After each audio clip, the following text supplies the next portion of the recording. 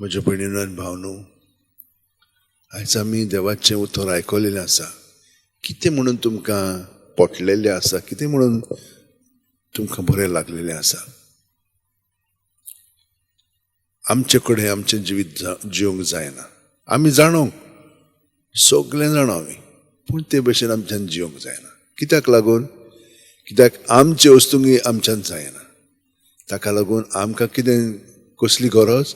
देवाची.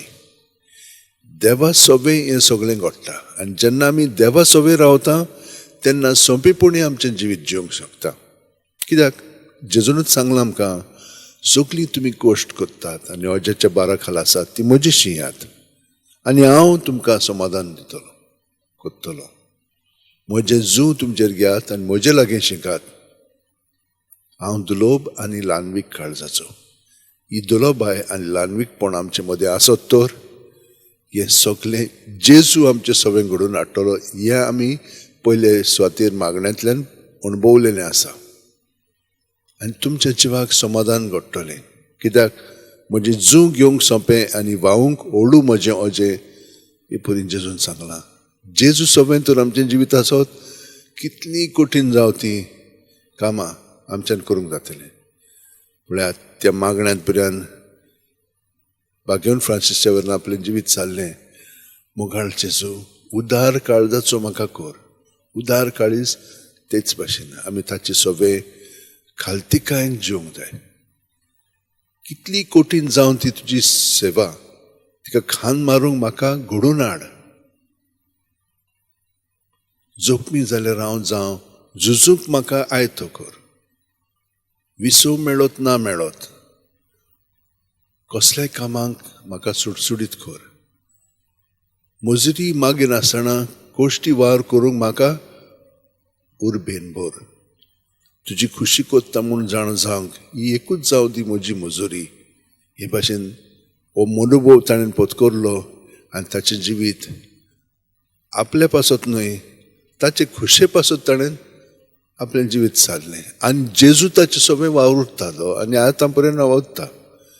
तो देवा लागीं सगळें घडटा. आमी देवाच्या एकवटान आमी रावंक जाय.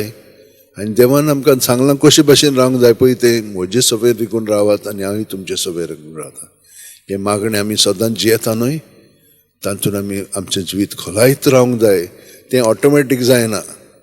प्रत्येक सुस्कारान आमी निर्णय घेवंक जाय.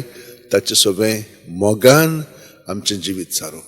बेश्टेन करूंक जाय म्हणून न्हय, ना, मोगान. तेन्नाच पयलें वाचप आमकां सांगता ते प्रमाणे आमी पातकान जिवची ना. आतां आमी जेजू कडेन मागया. ह्या मिसांतल्यान तो आमचे सोबें येतलो.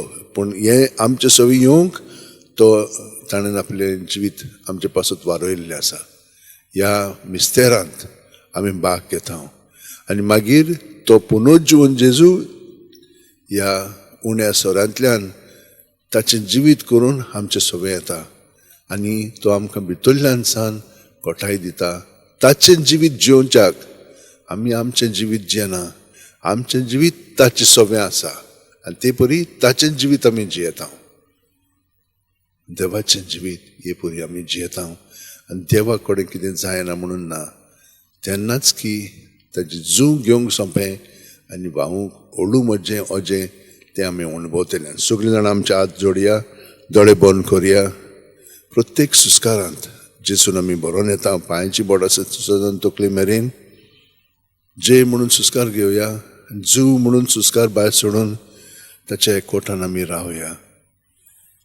देवा सोबें आमचें जिवीत आसा तें देवा सोबें आमचें जिवीत जियोया.